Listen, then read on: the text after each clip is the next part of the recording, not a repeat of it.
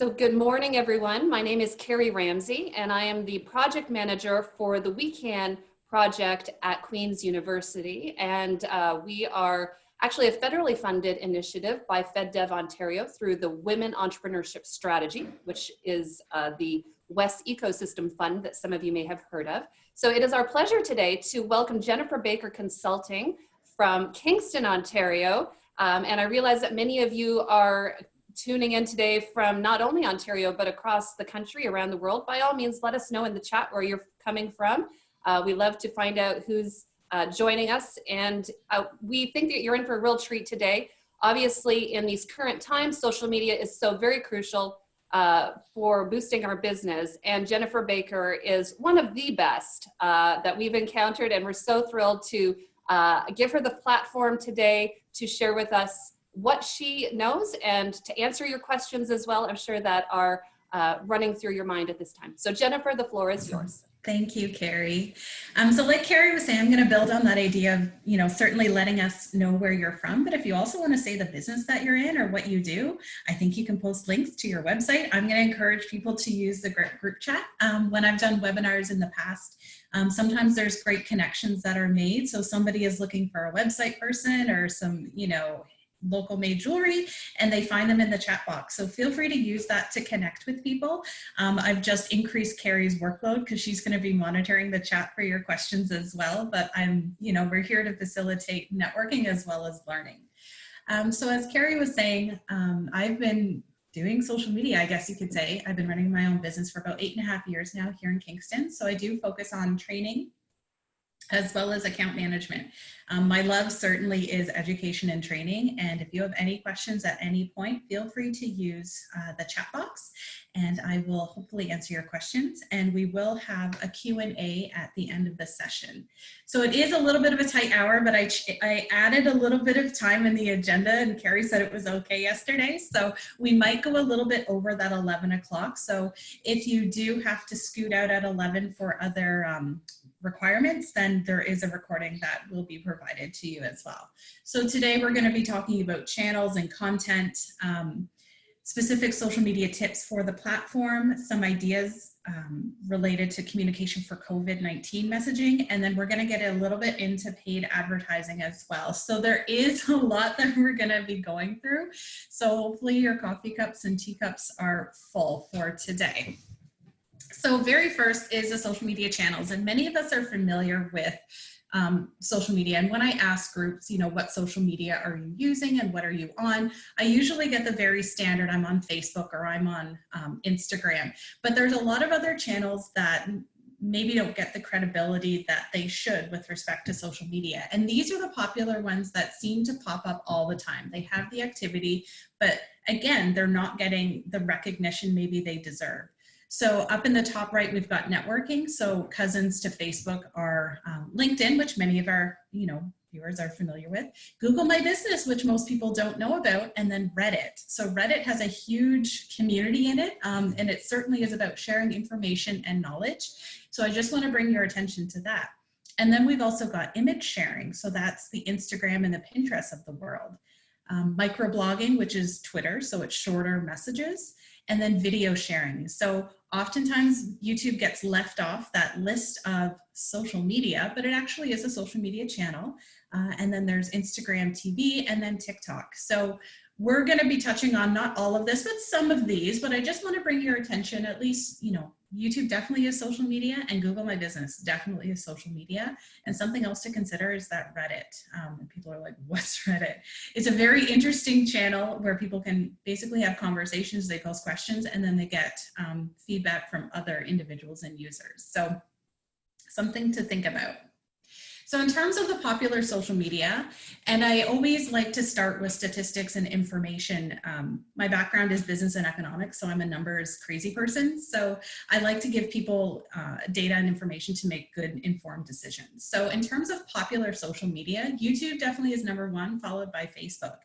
And then followed by Instagram. So these numbers are from 2019 and they are American. So take it with a grain of salt, but it is providing that information. We don't necessarily have this type of data in Canada. So And this is what I see across the board with clients. YouTube, Facebook, Instagram are typically those top three. Google My Business should be in there as well for kind of that number 4. But you can see the other ones in here as well. There's the Pinterest, LinkedIn, Snapchat, Twitter, WhatsApp, and Reddit. Now, before I go any further, I just want to tell you, you do not need to be on every single social media channel. That's just a bad business decision.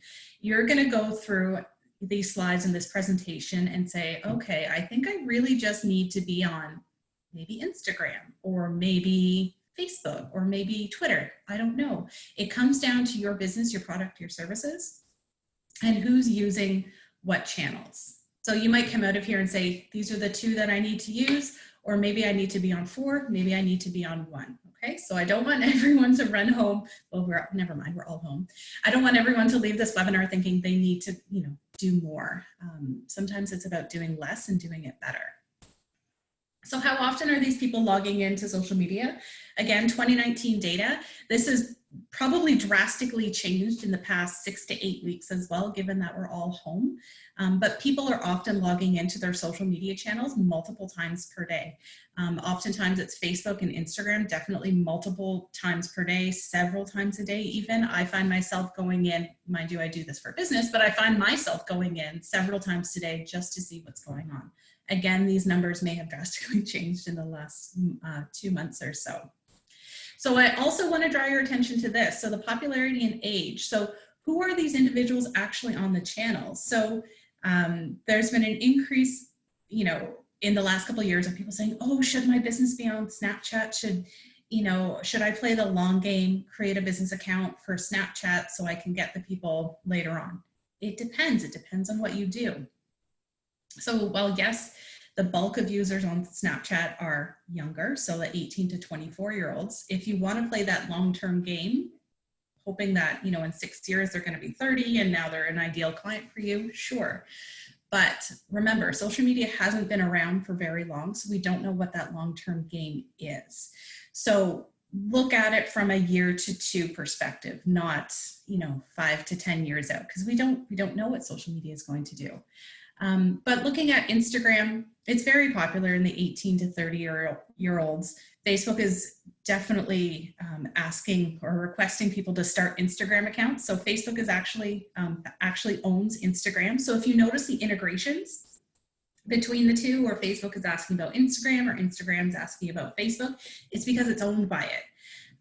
So it's starting to try to increase the number of users on Instagram as well. So you'll see this age start to increase as well.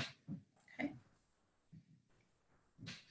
So what should I use? And this is typically what people start to ask me. They say, Jennifer, what should I use? What's the best for my business? And it really comes down to what you're selling, what you're doing, who your target audience is. Is it women who are 60 plus, who are traveling?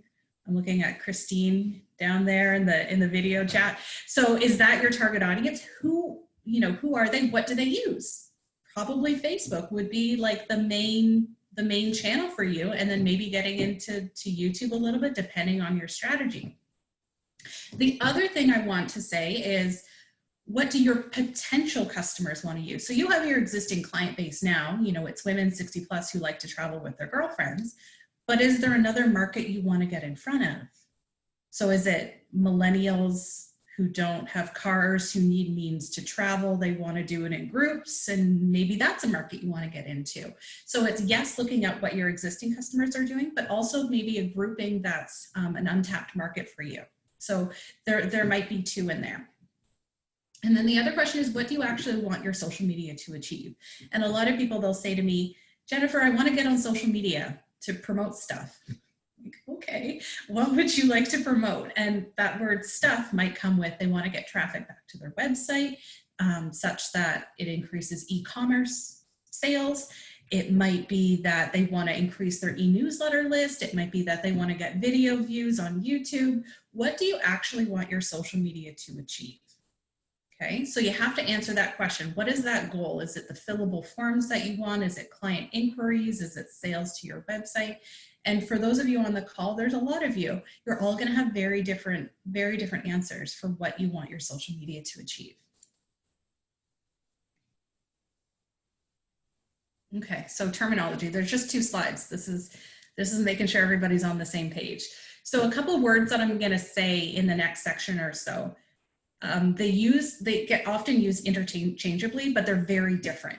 So reach and impression, and likely you've heard those words used, maybe not necessarily knowing exactly what they mean. So reach means the number of people who have seen your content, and that is unique. So for example, if your reach is 1,000 people, that's 1,000 unique people.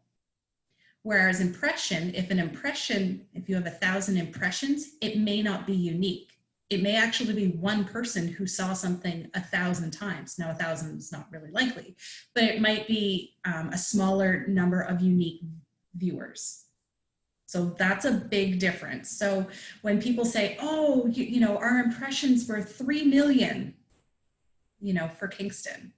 Well, in Kingston, they probably saw your ad, you know, 10 times or 20 times. It's not unique. Whereas you want to get in front of those unique individuals. Okay, so that's a big, I wanted to clarify that before we move on, because that often gets confused. And the other thing that people often ask is hashtags. They say, Jennifer, hashtags, what is it? What do I do?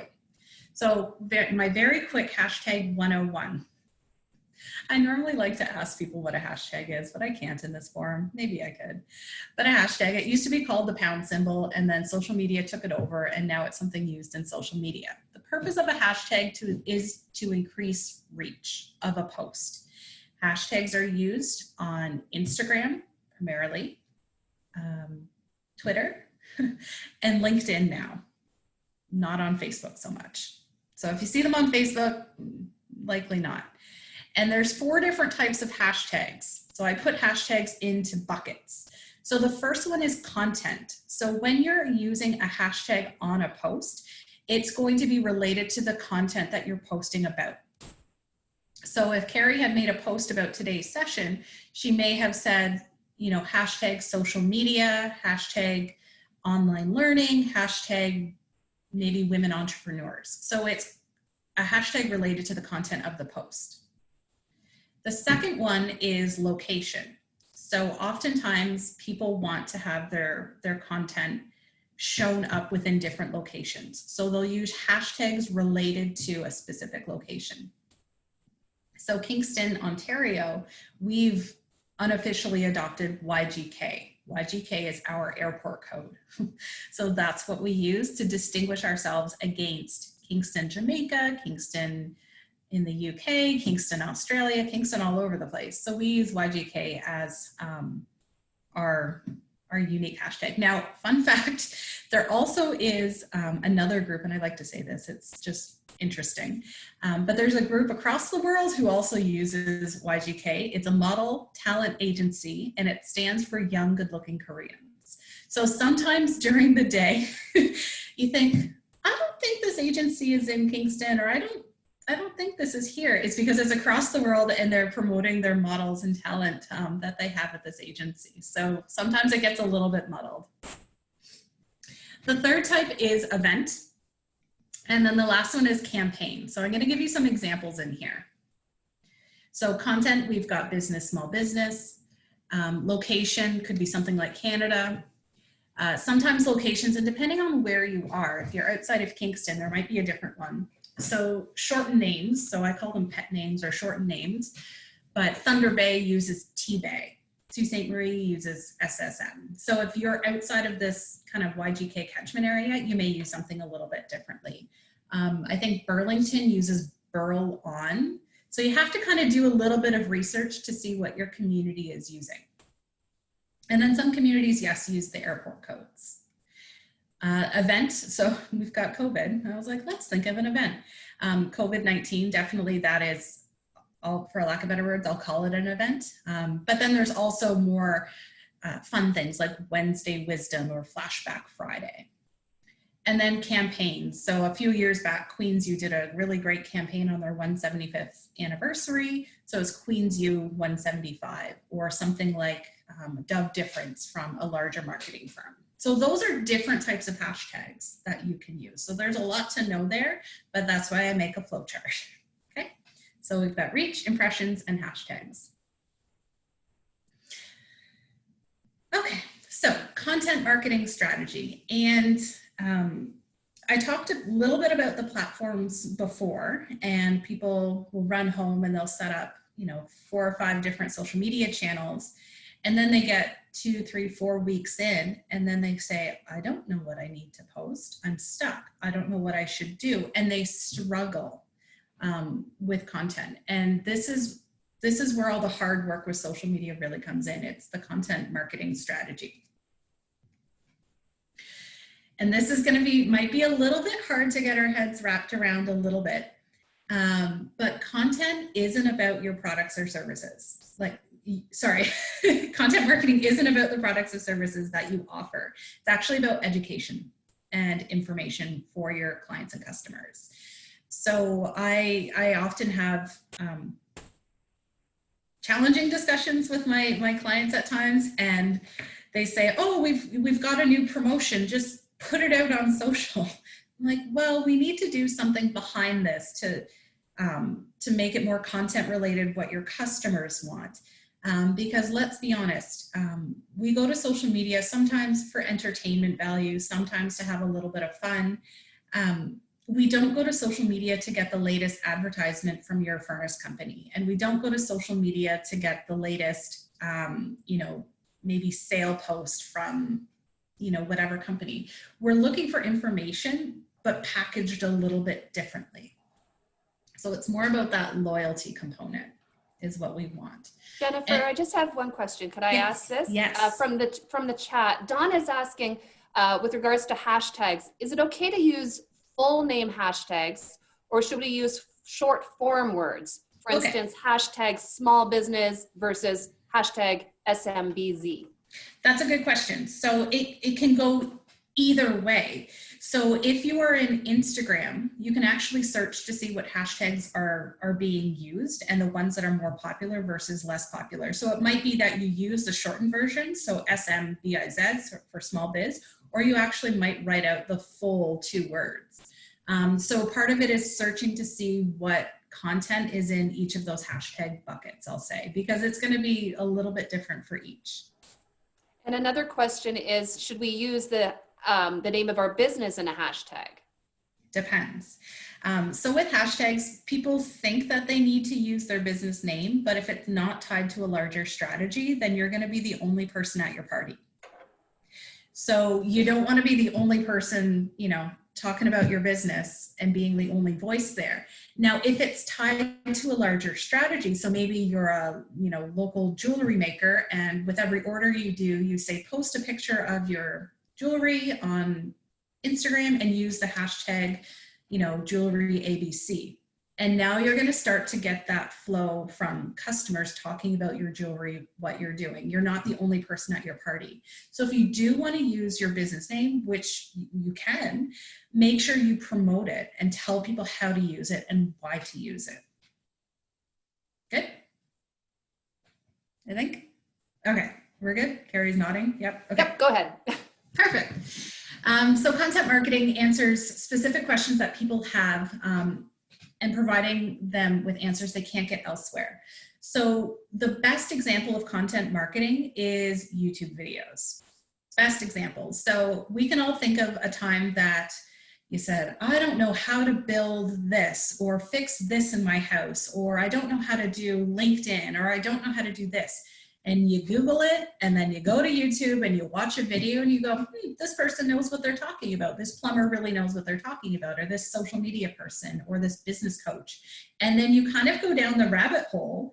You might end up on their website. You're now on their newsletter because you know that they've added value to your life. Okay, so that is probably one of the best examples of content marketing is YouTube videos, those informational posts. The other type would be blogs. So people who write, so some people are better obviously visually and speaking, and others are better with written word.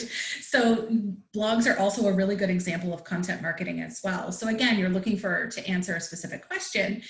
You write a blog, people come to the blog for that information. So getting those answers that you can't get elsewhere.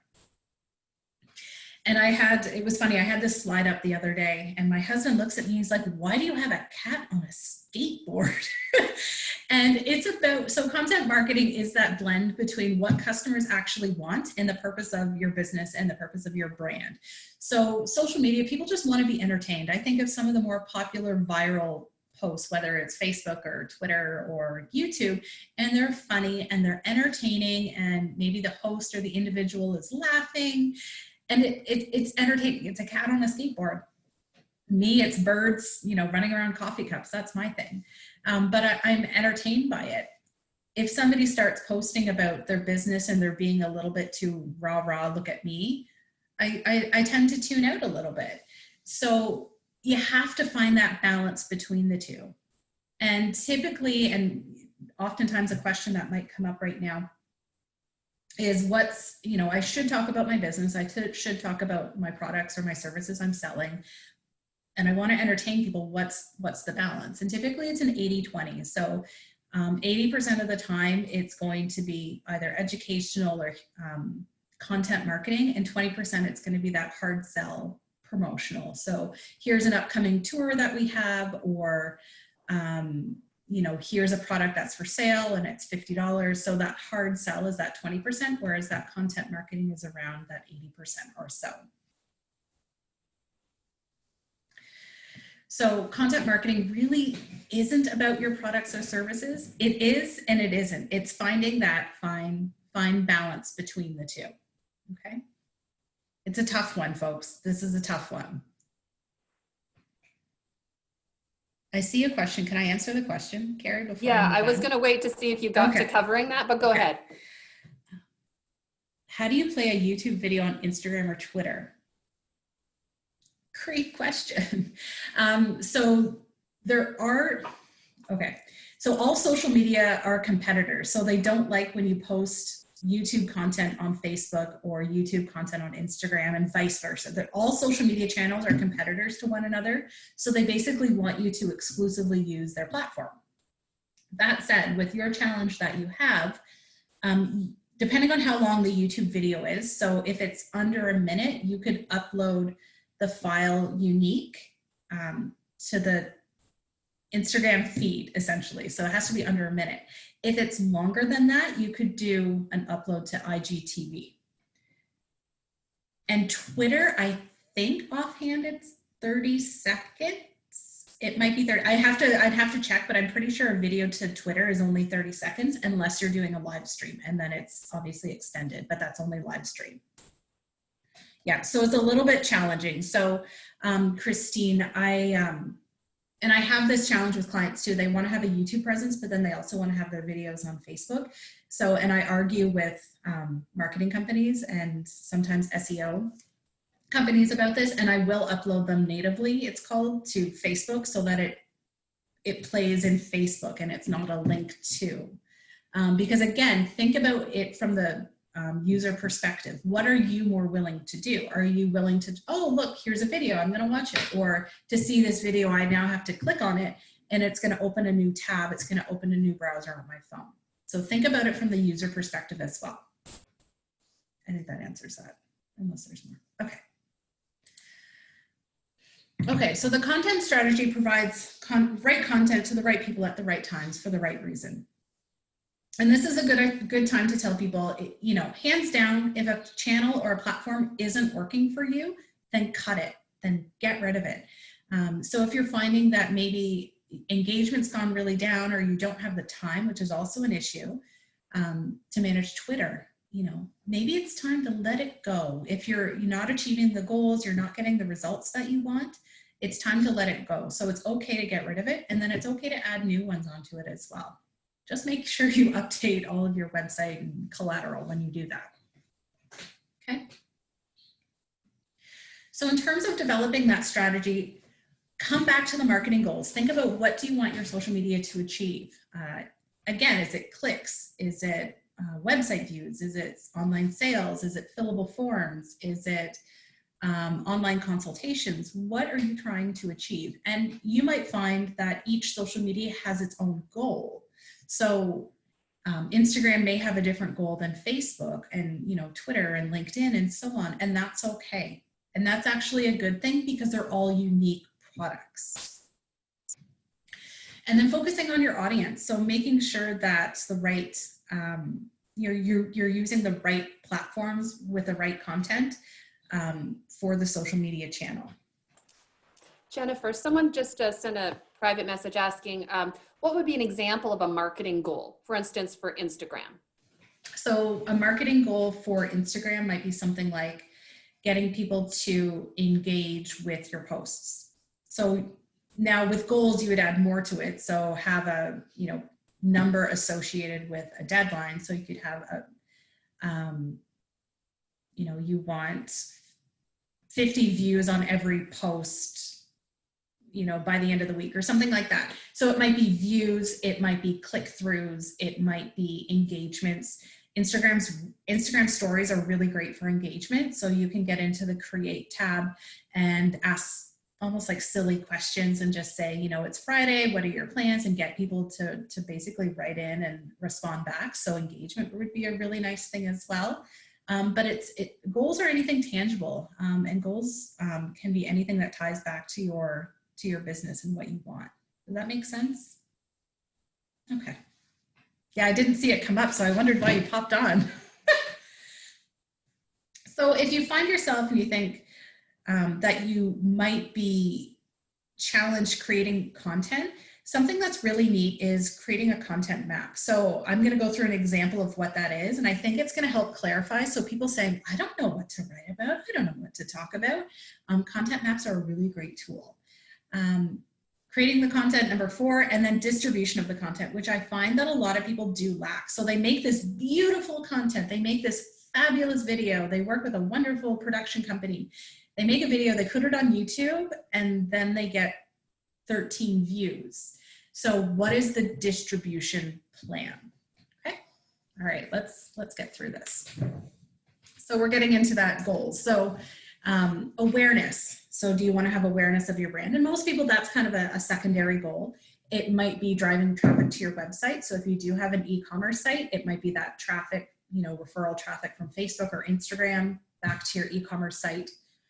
It might be new leads. So for those of you who maybe have visited a website in the last 5 years or so, you see that there's sometimes gated content. So a little pop-up screen comes up and says, to see the rest of this, sign up for our newsletter. So that's considered gated content. They've now added you to a newsletter, and then you're getting either weekly or daily emails about, whatever, webinars, information. Going a little bit more broad, it could be something like revenue growth or brand engagement. So that's what I mentioned before with Instagram. They have really great tools with their stories such that you can get people to engage with you quite easily. I think those are fun.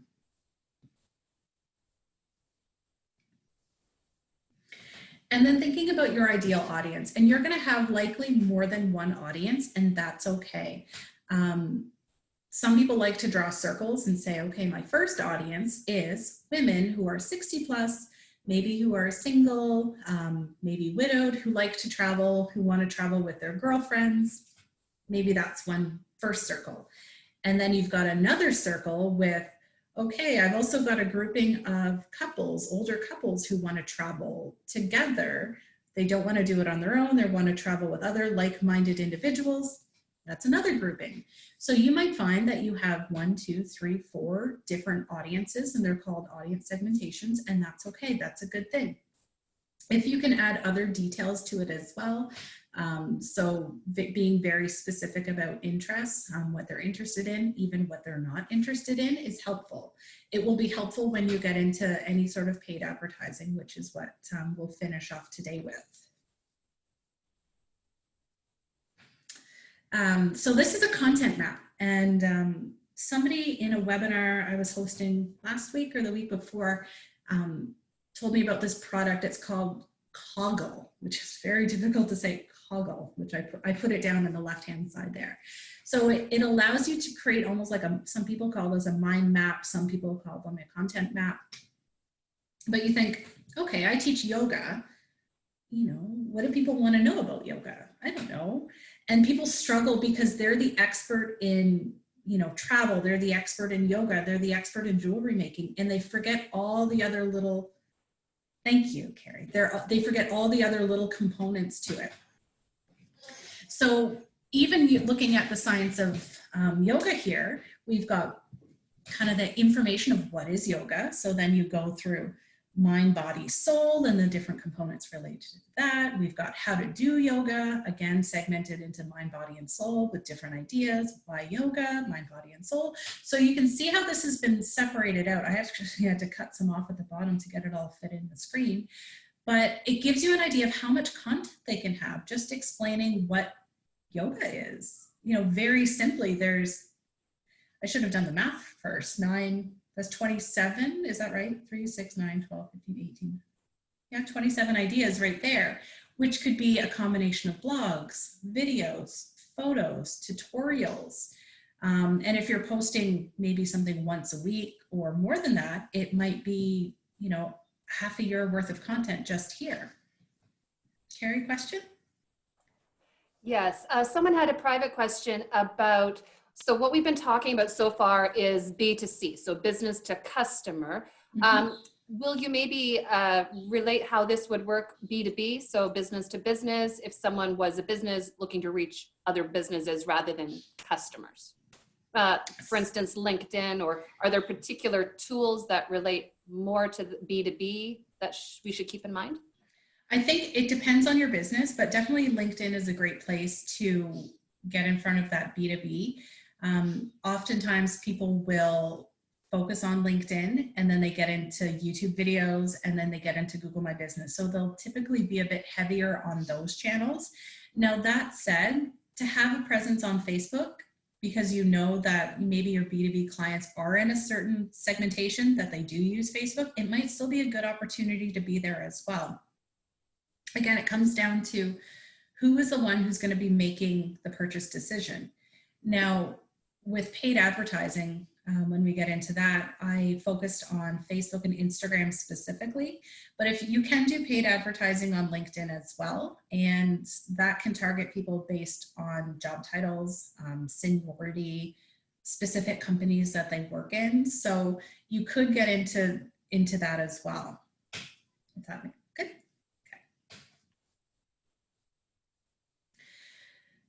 So in terms of content ideas and examples, this is some ideas. So when people say, you know, I need to make something, or I need to do something on Facebook, or I need to make something, it doesn't just have to be a post with a picture. There can be a lot of other things. So these are just some ideas that you can do. And you may find yourself more pulled towards, you know, infographics or different forecasts and workshops versus maybe talking about reviews and client testimonials. So finding a nice balance between this, because oftentimes people get stuck, they struggle, you know, they're focused on their business. So these are some ideas to get you started. I just like this graph because it just gives us a lot of ideas in the different segments. So the entertain versus educate. Okay, now distribution. So again, this kind of goes back to the YouTube channels and the YouTube videos I see that are really beautiful that don't have many views on YouTube, or I've never seen them, or maybe the business owner, you know, never saw the results from the video that they were expecting. But it comes back to, you've made this content. So look back at the previous screen. So you've made this content, you've invested the time, you've invested resources, staff time, your time, whomever. You post it or you share it and it doesn't go anywhere. It doesn't get the results that you want. So it may come down to, was the content right for the channel? It may come back to, maybe you needed to do some paid promotion with it, or maybe a different collaboration with it. And oftentimes it comes back to the paid promotion and the information behind it, which is why I wanted to tack that on to today's session as well. So always at the top of your mind, when you are creating content, think, how am I going to distribute this? And will my customers like it? Will they engage with this? So the more you can get people to engage with your content, the better. So we've probably all seen a post either on LinkedIn or Facebook where it says, you know, Sam Smith also liked this post or also liked this. So the more that you can get people to engage with your content, the more reach and impressions that you're going to get. Okay. So sometimes it comes down to how the content is actually written. And I'm not going to get into the writing semantics of it, but sometimes it's posed with a question. So we're all women here. If you've ever been on a bad date in your life and you think, oh my gosh, that person across the table won't stop talking about themselves and you've zoned out at this point, you just want to go home, it's because all they're doing is talking about themselves. You've zoned out of the conversation. You're not engaged anymore. Same thing goes with social media. As a company or an individual posting, you need to ask questions. Keep your people engaged. They want to talk with you. They don't want to be talked at. Okay.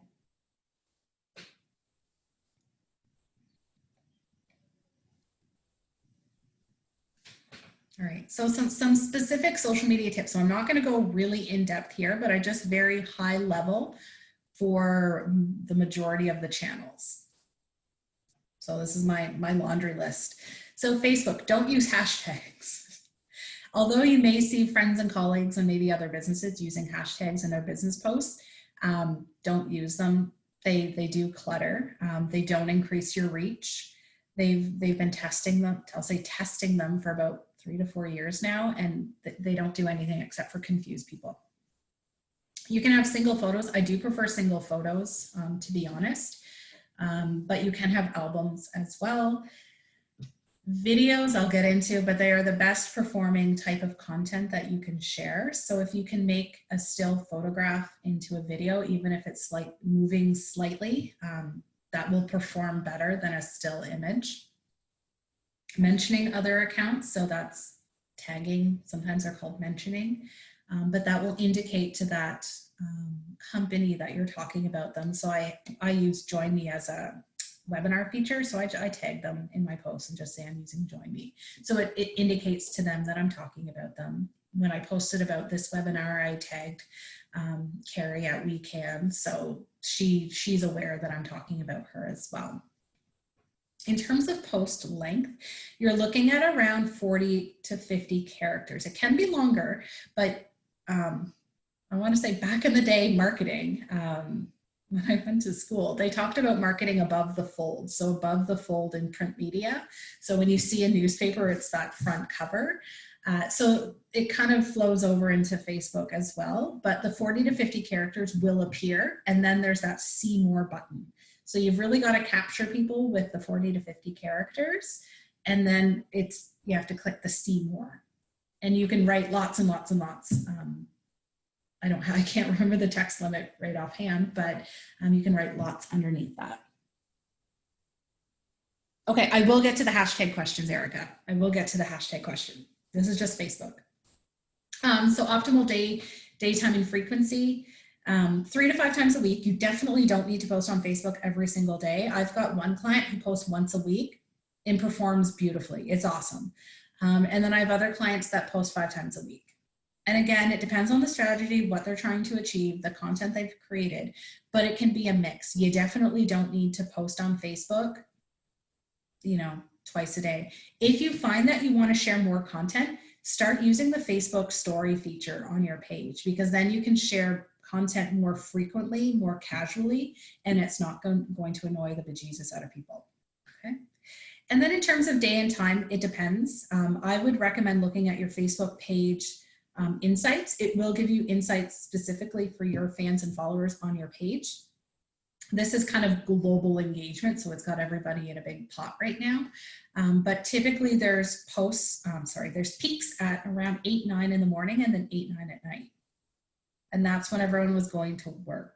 So I don't know what it looks like now. It's going to take a little bit of time for that to get reset. But usually 8, 9 morning, 8, 9 at night. And my last thing about Facebook before I get to Instagram, because I know I've got questions about Instagram. Number one, don't stop posting. So whether you're a business that's temporarily closed, essential, or what is it? Essential and operating, or essential with reduced hours. I think. Don't stop posting, keep posting. And the reason is you need to keep people engaged with your Facebook page. And the reason is, and maybe you've experienced this in the past where you think, oh, I thought I liked this business and that I haven't seen them post in a while. Or I thought, Carrie and I were friends on Facebook, but I haven't seen her post in a while. If you haven't physically engaged with something or a piece of content on that page, Facebook will deem that relationship non-essential or not relevant, and they will stop showing posts from that page. I don't know what the time is, but you need to go in and like a picture, like a post. Okay, I see that question. Like a picture, like a post. Facebook needs to see some sort of action. So some sort of click, some sort of tap, and as soon as you do, it will deem it relevant. It will deem that relationship relevant. That said, with COVID happening, people think, oh, I need to stop posting on Facebook. I should be very careful. Don't stop posting entirely. You might reduce your content down to once a week or twice a week, but don't stop posting entirely because it's going to be a tough hill to get back up. So I see that there's a question, do the Facebook videos need to be live? Nope, they don't need to be live. Not at all. So they don't need to be live. They can be, so here's a fun little trick. It's going to be hard to explain because I didn't put an example in here. So has anyone seen a still photograph that almost like zooms in and then zooms out a little bit? Or some, okay, so I see Pauline's nodding, so that's great. That's deemed a video. Thank you for nodding. But, or like it moves, left to right a little bit, that's deemed a video. So they're 5 seconds long, and I use these all the time. It's such a quick and dirty way to get around it, but I use them all the time because Facebook deems them video and they perform really well in Facebook ads. Live photos on an iPhone.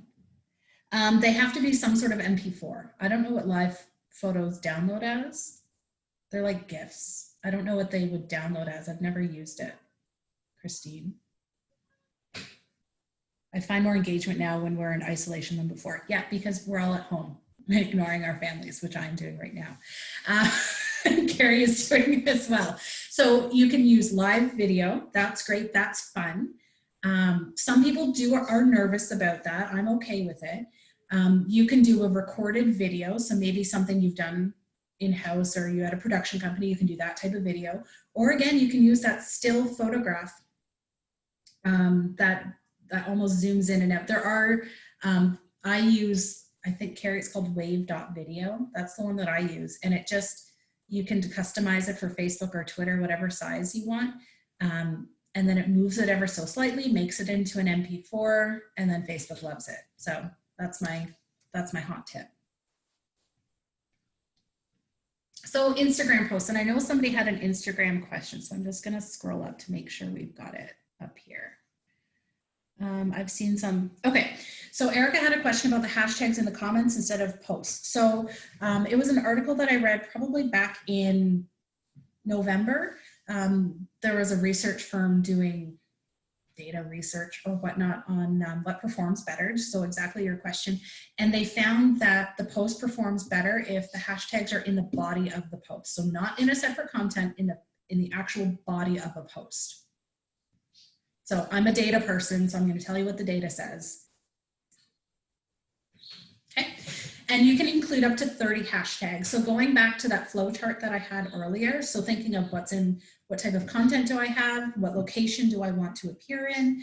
Does this tie to any sort of campaign? Does it tie to any sort of event? So you can have up to 30.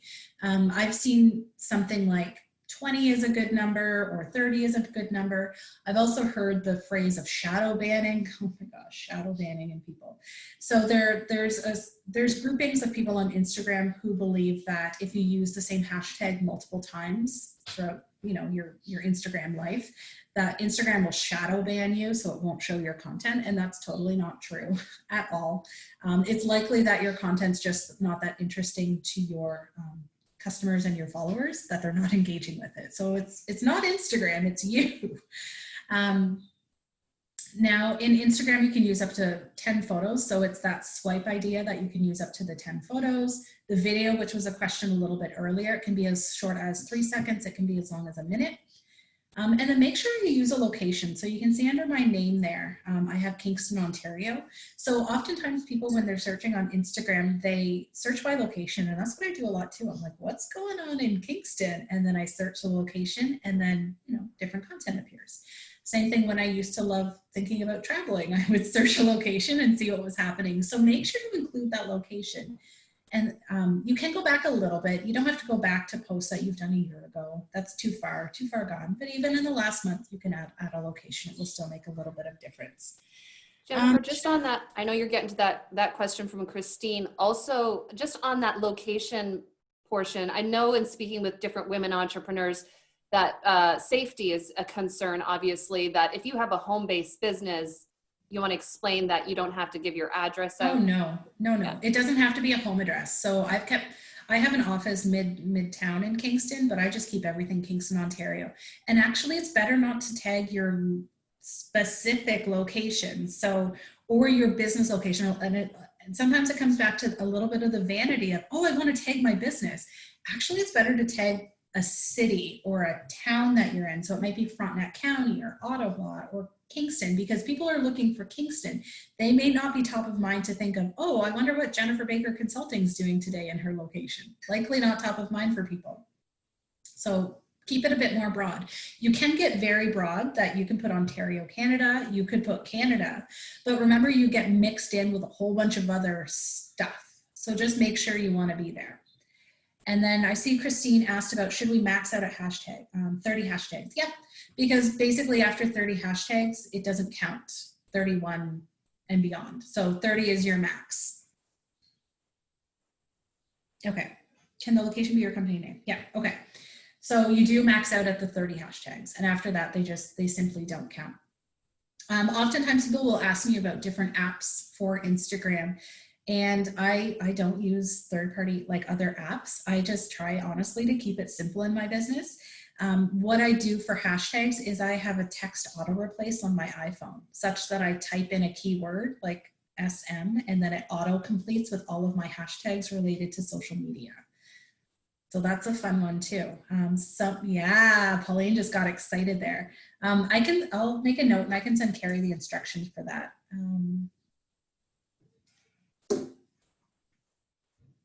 Okay, so Robin also asked about Boston or Arlington. I think for you, it would come down to where your customer's coming from. So I don't know what business you're in, but if you find that you've got the bulk of your customers in Boston, then I would use Boston. Or if you find that you're servicing more people in Arlington, keep it Arlington. Or where's that potential? Again, like, do you want to make inroads into Boston? Then maybe start using Boston. And you can flip-flop. So you might have certain posts that are Arlington. Maybe they're more, I don't know the geographic area there, but they might be more targeted for Arlington. And then you might have others that are Boston. So maybe you flip-flop every other post. And then caption length. 125 characters. So again, that's above the fold. So that's what people can see before they have to click see more. And it's a very long, people can write essays on Instagram. But again, the 125 is above the fold.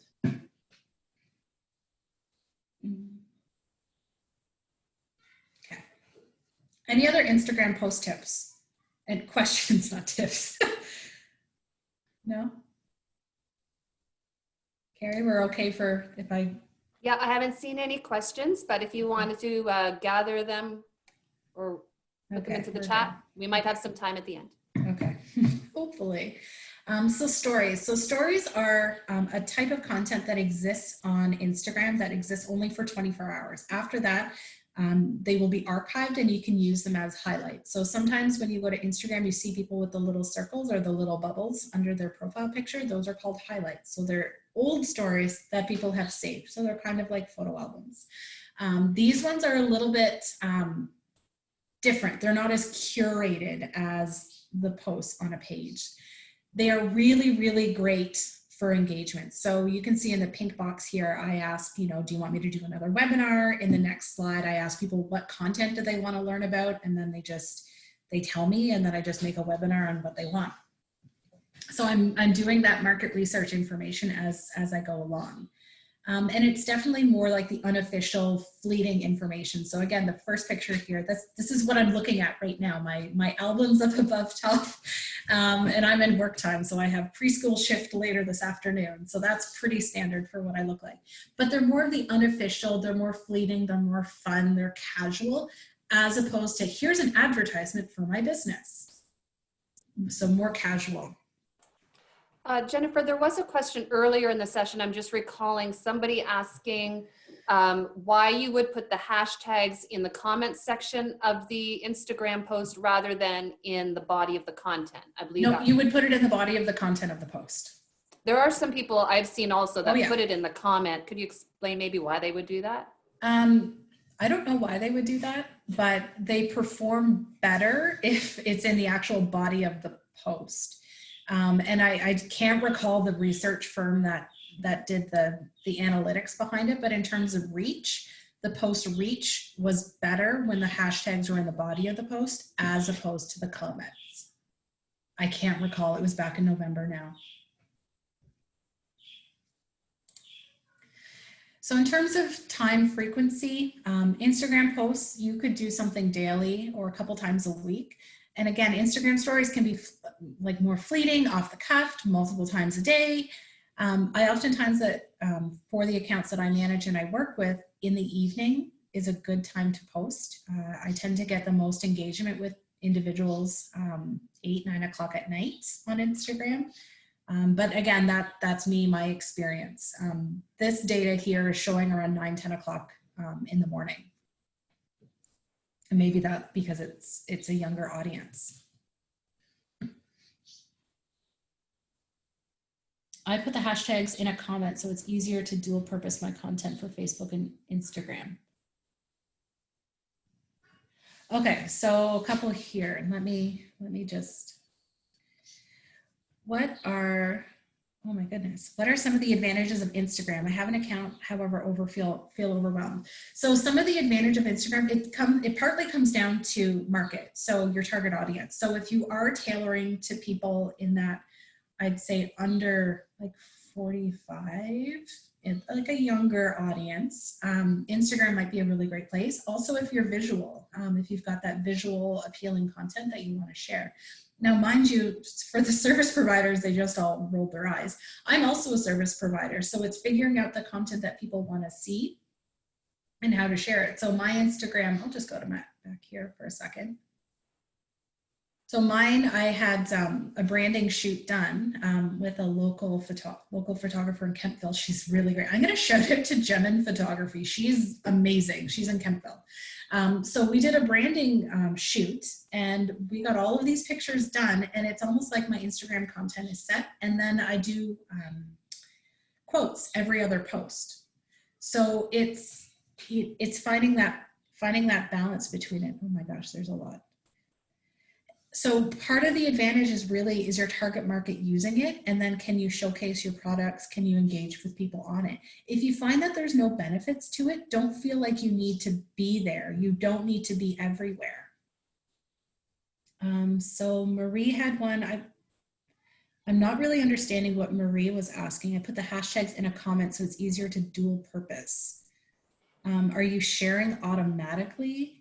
Oh, because you're probably sharing automatically from Instagram to Facebook, and then the hashtags don't show up on Facebook is probably what you're doing. I honestly don't like when people do the automatic share because content doesn't look good. So just if you can and have the time to post it on Facebook and then on Instagram, to do it separately is probably better. Now with COVID, has the most popular times to post have changed? Probably. I would assume so.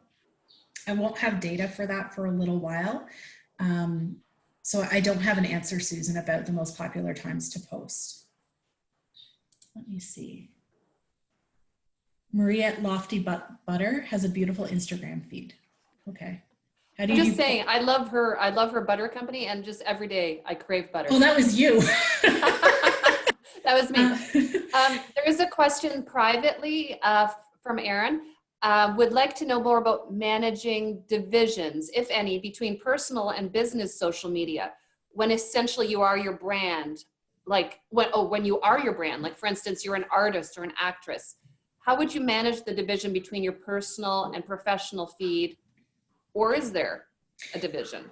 So yes, 100% there is a division. And I would recommend that. It's going to save you in the long term. And again, for me, I kind of am my brand too. So I have my Facebook account. It's just for like friends, family. I don't post much business stuff on there. And it's private. It's kind of off to the side and it's private. And then I've got my business Facebook account, Twitter,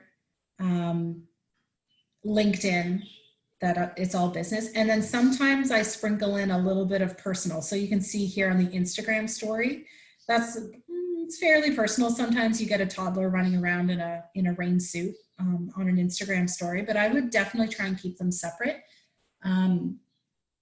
because you don't have to start friending your clients and your customers.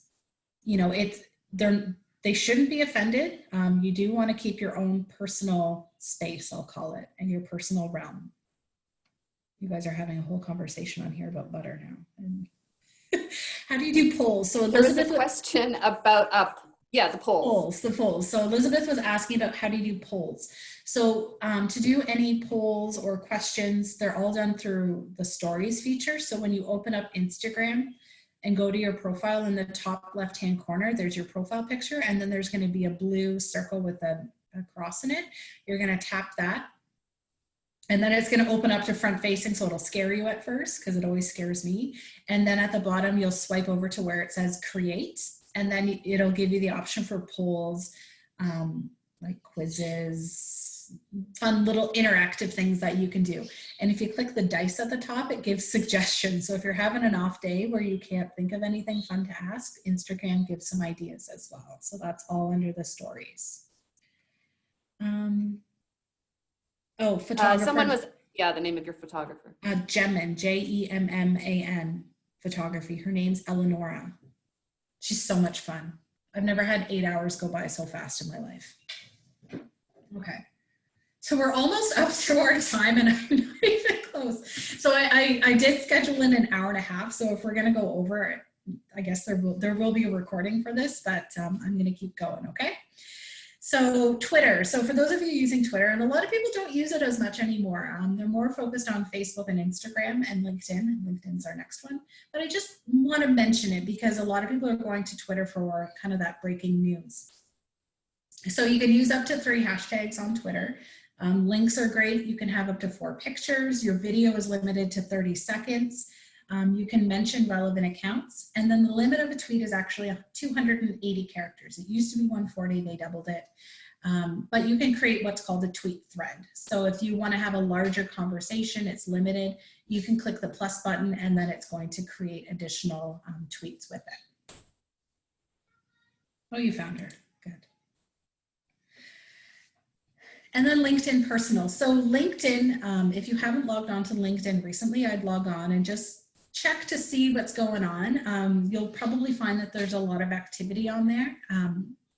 So when you are creating posts, so you can create posts on LinkedIn, and this is where people start to fall off on LinkedIn. They make their profile and then they close their web browser, and then they disappear. They never come back to LinkedIn. But you can actually post pictures, you can post articles, you can post updates, and that's a good thing. That means that you're going to stay in front of people. So you can have up to 3 hashtags on your posts. You can use links. You can have video. So for the individual asking about videos, you know, is that video applicable to LinkedIn? Could you have a LinkedIn video? You can have 10 minutes on there. So you can upload a video that's under 10 minutes. So that might be another distribution channel for you. And then the max length for your characters is 1,300, but you're going to, again, look at 50 to 100 to be above the fold, I'll say. Okay. So I have communication tips. There's like 4 slides, and then I get into paid advertisement just to keep everyone where we are. So a couple tips when we're going through this crisis. So typically businesses are going to fall within 3 categories. So you've got the temporarily closed. So maybe you're among that. I've got one client who's temporarily closed, like there's nothing they can do about it. They're just closed.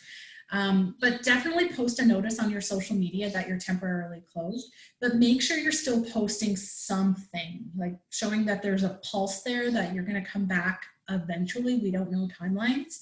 So something like Ontario Parks, they're all closed right now, but they still keep a pulse on different nature related activities. And I'm desperately hoping that they open up in June because I miss hiking so much. So they do try and, water their audience here with fun, kind of interesting related posts. And then you've got the businesses who are open but not essential. So something like Indigo Chapters, you might be a local jewelry maker. So this is where you have to communicate and educate people. Tell people how your business process has changed. So it might be, hey, we're a bookstore, we're non-essential, but look online and then we can do contactless delivery, or maybe they've offered delivery services now. So you have to tell people how things have changed, and people are expected at this point. I called into a restaurant last night and made an order, and I asked them, I'm like, so like, what's the process for pickup? Like anything I need to know about when I pick up?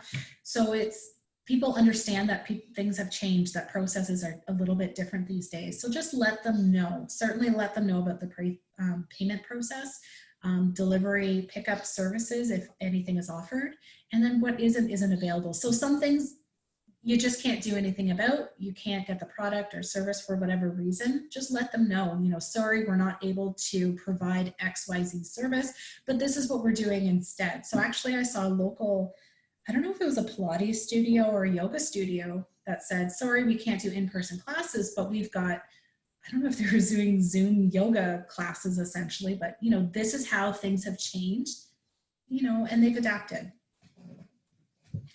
And then there's also the open and essential services. So I use the example, we have locally Haven Home Climate Care. So, if your furnace breaks, maybe not so much now, it's getting nice out. It's getting nice out.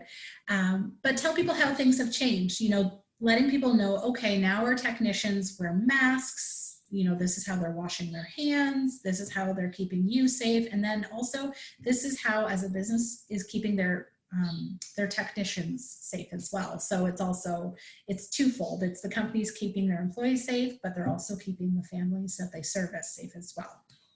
So it's all about that education component. And then my 2 reminder things in here. If your business hours have changed at any point, make sure to update your Facebook page. So I just have in here your about section, and then go in and change your hours. And it's okay that they've changed. When things go back to normal, I don't know if I can say that, when things kind of go back to normal, you can always go back in and say, our normal hours have resumed, and it's, 10 to 6 or whatever the case may be.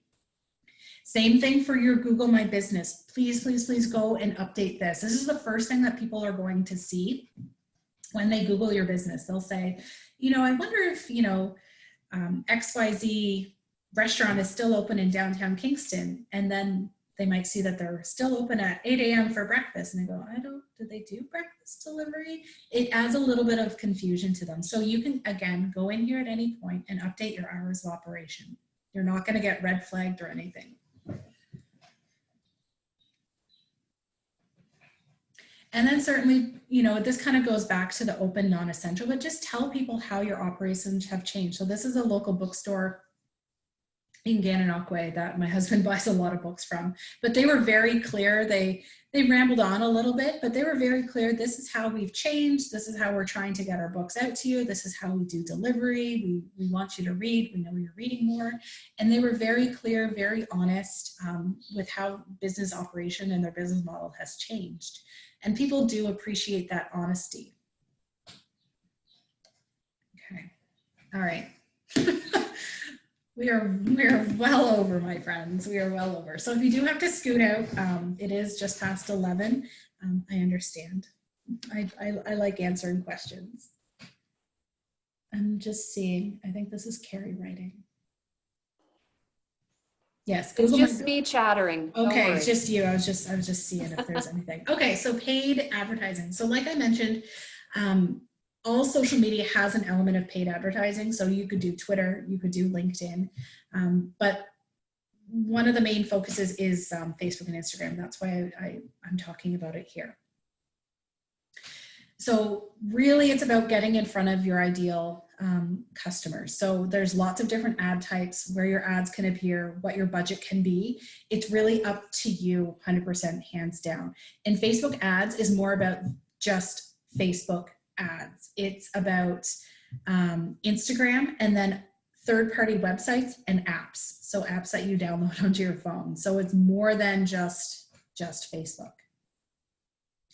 And a lot of people, before they get started with Facebook ads, they'll say, I only have 100 people on my Facebook page, or 400 people on my Instagram account. How, who else is going to see it?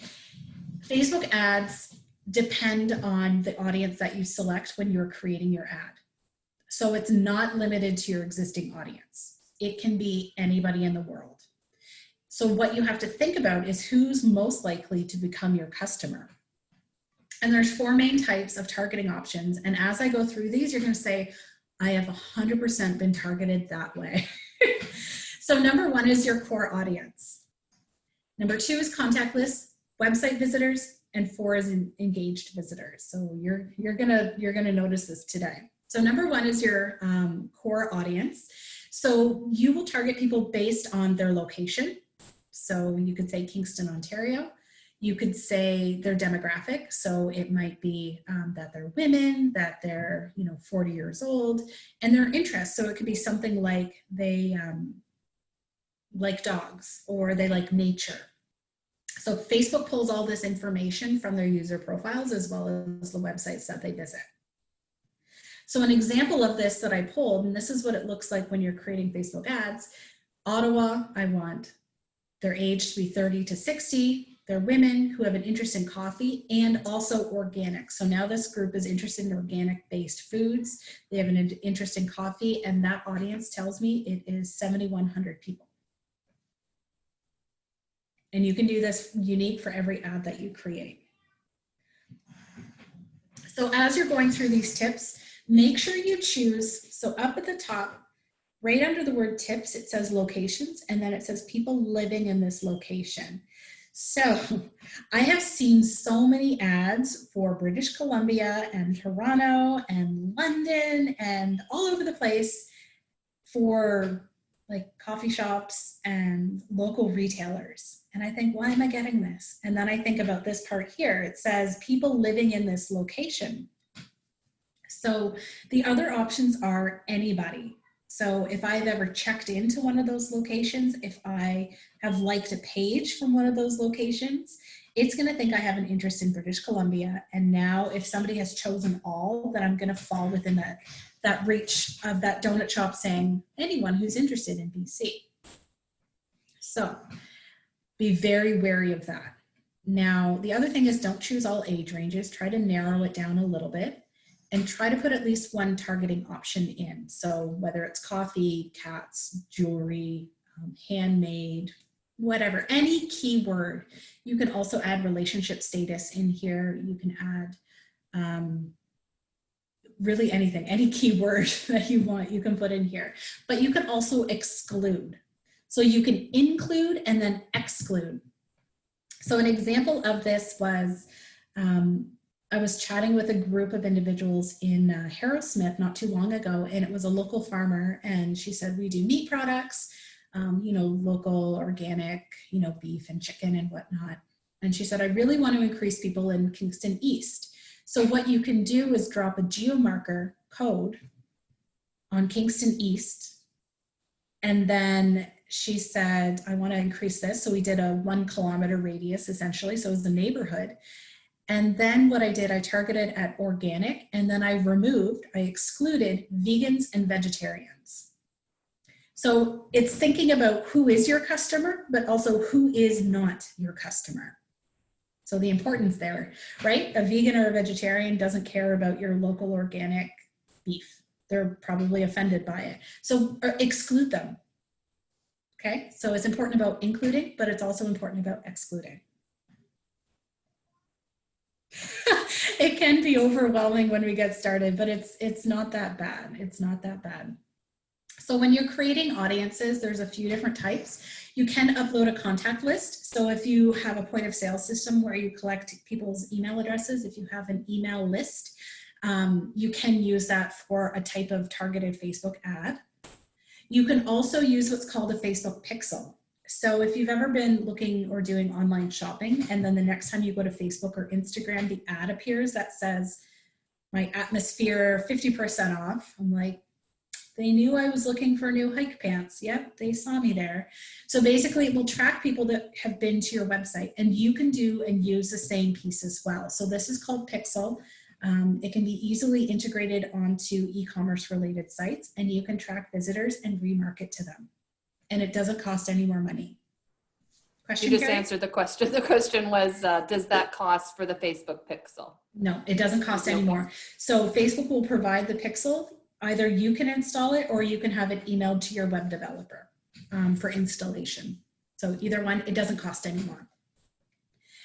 You can also target people who have been engaged on your Facebook page. So if you find you want to remarket to people who have liked you on Facebook, liked a post, commented, shared, done some sort of click, you can remarket to them. So you can remarket to all your Facebook people, you can remarket to all of your Instagram people, even if they don't like or follow your page or account. You can make all of these audiences.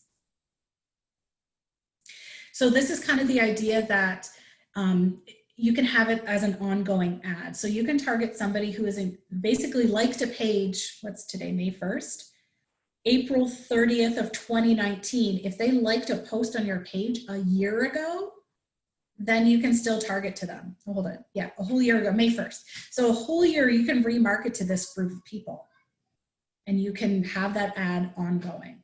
That basically says, hey, you've engaged with us. So it's kind of a neat little thing that you can have. So the types of ads, it really depends on what you want to achieve. An engagement post is similar to a boosted post. Most people are familiar and comfortable with the boosted post, but engagement is much better because you get many more, what's it called, options for using that type of post. Traffic posts will drive people back to your traffic. So that one's good for e-commerce related sites. You could also use conversion for e-commerce or video views. So going back to if you've created that video, using video views is a good thing. And then placement. So placement is really important. So placement comes down to where your ad appears. And I'm going to go through here. So these are all the places that your ads can appear on Facebook and Instagram. Facebook, Instagram, Marketplace, Messenger inbox, audience network, all over the place. So your ads aren't just on Facebook newsfeed. They are all over the place. And in terms of the third-party sites, I want to say it's a list of 90,000 apps and websites that your ads potentially could show up on. You can download the list. You can go through and say where you want it to show up or not show up. But most people just let Facebook choose where your ad's showing up. So an example of the newsfeed ad, which many of us are familiar with, we've seen one of these in the past. The thing to know about the sponsored posts is under later, it says sponsored. So that's how we know it's a paid advertisement. Same thing with anything on Instagram, it says sponsored, sponsored. So these are feed ads.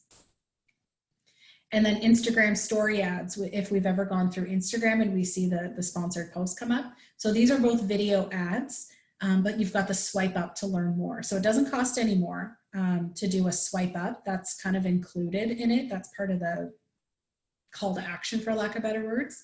But they're both video ads. Weight Watchers, though, wasn't really optimized. It's a little bit awkward.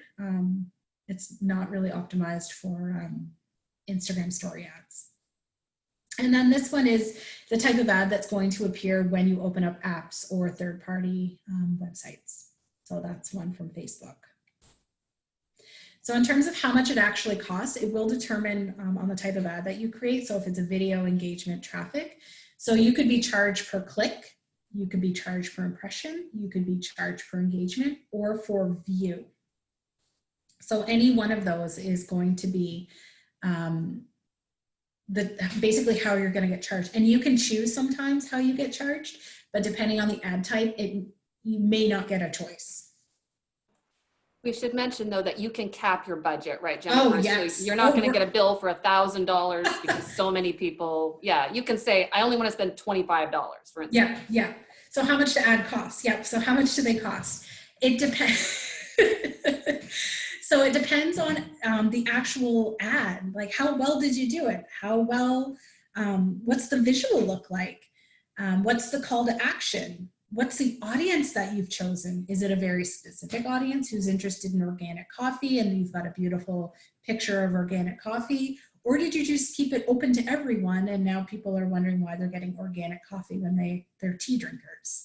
So it depends on the audience. It depends on duration and timing. So days of the week, time, length, and then supply and demand. So my background's economics, so I threw in my little supply and demand in there. And just so you know, if this is your first introduction to Facebook ads, ads are more expensive in November and December. Hands down, most expensive time because it's Christmas, Black Friday, everybody's advertising. This is probably one of the cheapest, I'll call it cheapest ad times that Facebook has seen in a long time because everyone has pulled their ad budgets.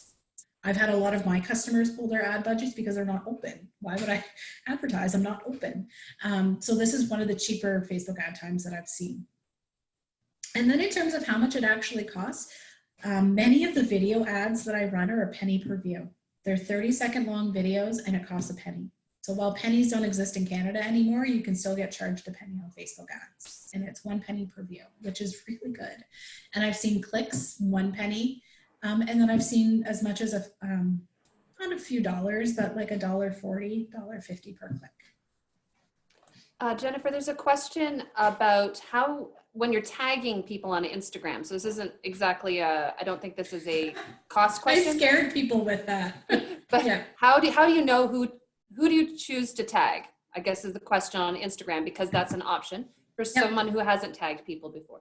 So how do you choose people to tag on Instagram? Make it relevant. Don't just start tagging everyone. That's annoying and that's spam.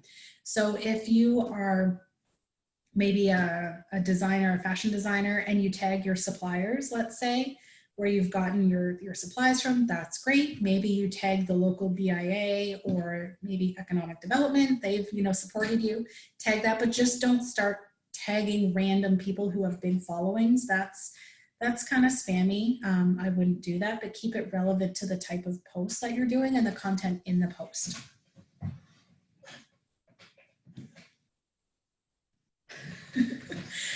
So how much do you have to spend? It really depends. So you could do $1 a day. Some ad types, it has to be $5 a day. But if you want to spend $10 or $25, that's fine. If you want to spend $1,000, that's fine too. The other thing about Facebook ads that's kind of nice is you can stop ads at any point without penalty. So whether you're at capacity or whether you think, oh shoot, I didn't mean to do that, you can pause and remove your ad and not be charged for the full amount that you said. So if you said, I want to do a $300 ad, and then you get to the end of the week and you think, oh man, I don't have any supplies left, I want to stop running this. If you've only been charged $150, that's the amount that you're going to spend. So no penalty there. And these are the charts that you're often going to see. So this is the data in me. This is the boring, scary data person coming out. But you will get these charts to see how well your ads are performing. You can see it at any point. So you get to see cost per result, so cost per view. You can see how many people have seen it, how many people have been reached. So you get all that. And then you can also choose when you want your ads to actually appear. So if you want them only to show up on Tuesdays for the next 8 weeks, you have that option. If you want them to show up at certain times of the day, you have that option as well. So with Facebook ads, you have a lot of control over the type of ads that you run. So a lot of people say, well, I want my ad to run whenever. Well, if you've got an ad that says, call Carrie at, between 8 and 4 on Monday through Friday to get a quote for your, next service, you kind of want the ad to run between 8 and 5, because if they see it at 6 o'clock, they're going to forget to call Carrie because she's not sitting at her desk anymore. So you can customize it a little bit in terms of that timing. Don't worry, I'm almost done, and then we'll take questions. Oh my gosh. So in terms of format, you can do carousel, you can have single images, you can have videos. It's really up to you. It does depend on the ad type, but you can do either. And in terms of media, you can upload your own pictures. You can use stock photography that they've provided. You can upload your own videos. You have that full control over what your ad looks like, the verbiage that's used, the links that have been used as well. And I'll just get to here. So when you preview the ad, you do get to see all the placements. So in here is where you get to see how your ad appears across Facebook or Instagram or those third-party sites or stories. And that's the preview option here on the right-hand side. On the left-hand side is where you make all the changes. So if you want to change links, images, call to action buttons, because I have a shop now, you can do that as well. I've scared everyone now. Carrie's like, no, they're fine. Let's And think then of it as inspiring people. You've given us something to shoot for. Yeah. So my last little thing, and then we'll take some questions, is the images that you upload need to have less than 20% text. So you think, what the heck is 20% text? There's a tool that you can upload your images to so that you're not going to get declined. So text will include anything like your logo, if you've added, like I did up here. So I've got my little text in there. So it does a check to make sure you don't have too much text in, and then it gives it a green light or puts a little caution. So try and shoot for little to no text, and that's going to work. Okay, I put a little checklist in here for ads, and I think we're ready for questions, folks, so keep them coming. Okay, questions.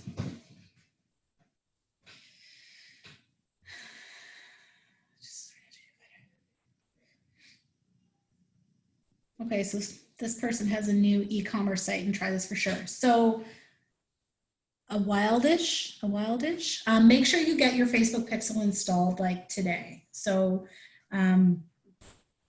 upload get it installed today, because then you can start tracking all the people to your site. So when you drive traffic, can I unmute to ask a question? I think that's up to you. I'm assuming you're going to do that, Carrie. I don't know. Sorry, yes, I'm on it, Kezia. Sorry.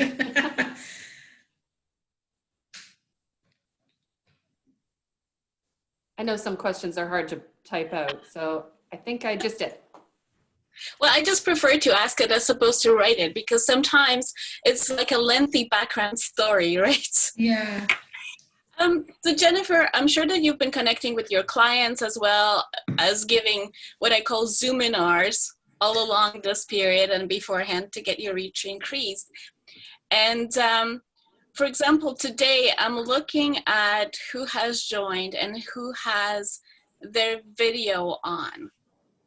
Do you find it common, and this is a lead-up question actually, but do you find it common that a lot of women do have the video turned off?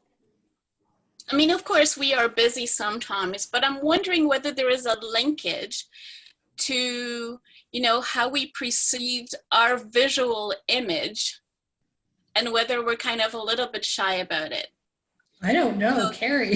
Is that a better question for Carrie? Maybe, I don't know. Well, I don't even use Zoom. I use a different. I think that's, is it specifically with Zoom that you're asking, or Facebook Live? Or any video sort of thing when you have a group of people. Of course, if you creating a connection with a particular person, you know, the expectation is that they would have the video on so that, you know, you can see their reaction and you can interact with them.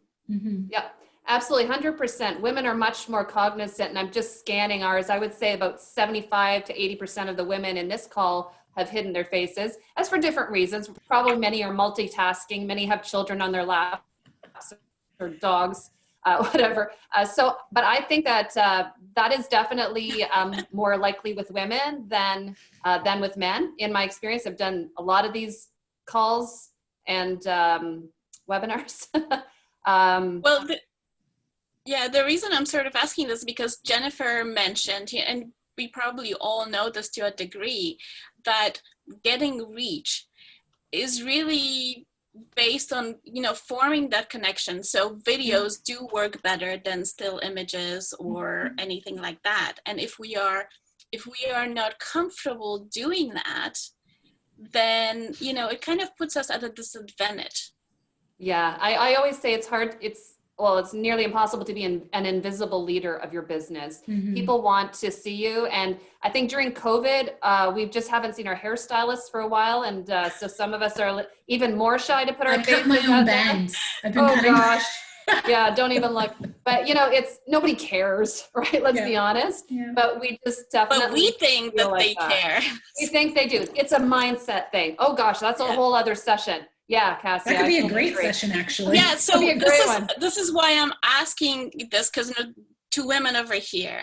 Yeah. Because as a fashion stylist, I've been dealing with a lot of that issues. And I'm wondering if anybody would be interested in a session that would have to do about kind of finding joy in your appearance so that we could go out there and kind of focus on something to be able to make those videos that we need for our businesses. I would just put your website or your contact info in the chat session. That's a good thing for anyone who's interested to follow up on.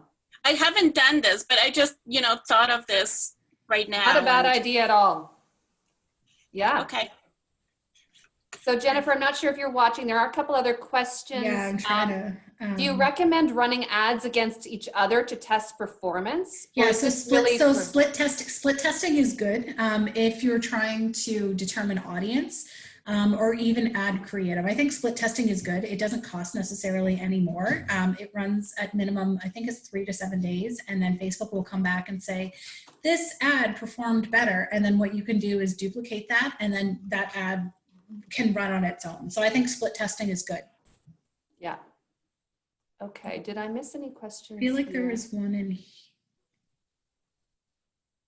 Oh, when you heard search a hashtag on Instagram, how do you get to be on the top listings? So if you've ever looked for hashtags on Instagram, there's the popular, I think it's called top or popular, and then there's recent. So to be the top popular, you need, thousands and millions of people to like your post. So that's kind of how you get there. But for recent, it depends on the recency. So the example that always comes up is hashtag love. So there's something like billions of people who have used hashtag love. And so it's used so frequently that it turns over the content, and that you'd never be at the top. Like, it's almost impossible. So it's finding a balance between the, I'll say, overused hashtags and the hashtags people still use, but don't turn over like within milliseconds. So it's a combination between the two. Another quick question from, someone's asking if we're going to send the PowerPoint out and the video, etc. If you email me, which my email will be in the chat, I will send out the video of today's session if you'd like it. The PowerPoint slides, you'll need to contact Jennifer, and her email will be on the last slide of this presentation. Angela had a question about Ripple, the app Ripple. I think so. You know what? It depends on how it downloads. If it downloads as an MP4, and I've used it, but I can't recall. I'm sure it counts as a video. If not, it would be a GIF, like a .gif instead of an MP4. I don't know how it downloads, to be honest. You might have to check, or Carrie might check. There's a lot of you who are multitasking. We're all multitasking right now. Oh, Florina wants to ask a question. Yes, sorry, Florina, I missed you, and I'm coming back to you right now. So let me just get to your mic. Hold on a second. There you go, Florina. Go ahead. Hi, Jennifer. It's nice to see you. It's nice to see you again. Comment to the person before that asked about appearance, women and camera and stuff like that. I'm not shy to appear on camera, and I've noticed a lot of men would not appear on camera when I'm having meetings with them. So it's not just a woman thing, but sometimes it's just the internet speed. I live in the country. If I have both on sometimes, I get kicked out. So I shut my video off when it's not necessary. But now the question for Jennifer. Okay. I have, my business is business to business, and it's based on a technology that can seem very exotic to some people. So I thought about writing a series of mini articles where I talk about what I do and how it could be used in a way that can be explained to my son, for example. And then I started already that, and I made some articles that I'm happy with. And then I was like, okay, where do I put them? How do I make it work? I'm just overwhelmed and I don't know. I was thinking LinkedIn, is that a good platform for business to business to Yeah, put? LinkedIn is a really great platform for business to business. So if you've written the articles, I don't know if you've got an existing website, so you could use your website. Websites are often called like the hub. So people link back to the website to collect the user data. So you can post them on LinkedIn, your website, but you can also post on LinkedIn as a link back to your website. Okay. Or there's a feature on LinkedIn called LinkedIn, I think it's called LinkedIn Publishing or Publisher, one of the two. And it basically, it's almost like a blog format that you can have on LinkedIn. And then what happens is all your connections will get a notification that Florina has just posted a new blog called da-da-da-da-da, and you get that instant notification. So depending on what you want to do, you could even duplicate content. So you could have it on your website, but then also publish it on the LinkedIn Publisher as well. Would be Reddit, because this is the first time I heard about it, would be Reddit a good platform for this sort of thing, linking back to the website? Probably not for you. I know you're in a very technical field, so I would stick to LinkedIn. Yeah. LinkedIn, yeah. Okay, thank you. Thank you, Jennifer. You're welcome. I know that our time is gone. I think our time is gone. But we are so grateful to Jennifer. I'm not sure, Jennifer, do you have a final slide with your email on it? I don't think I do. I think I just put my social media. Okay, that's okay. We'll find you. That's all right. I'll put your email in the chat here in just a moment. Again, just to recap, if you would like a copy of today's recording, because I know there were a lot of great slides in there that may have gone by quickly, email me. My email is in the chat. I will add that one more time as well. And for Jennifer as well, I'll add her email. For everyone, I do want to thank you so much for joining us today. It's Friday. I hope that you have some wild weekend plans in your house or your backyard. And thank you so much for gathering. We do hope that you'll join us again. Have a wonderful day. Keep your heads up and keep your head in the game. It's so great to connect with you virtually, at least. So have a wonderful day, everyone. Take care. Thank you. Bye-bye, Apple. Parrots Bay is open, Jennifer. I know. So I went the last week for hiking. It was great. Nice. I'm excited to get back hiking. Oops. Okay, bye everyone. Bye. Thank you.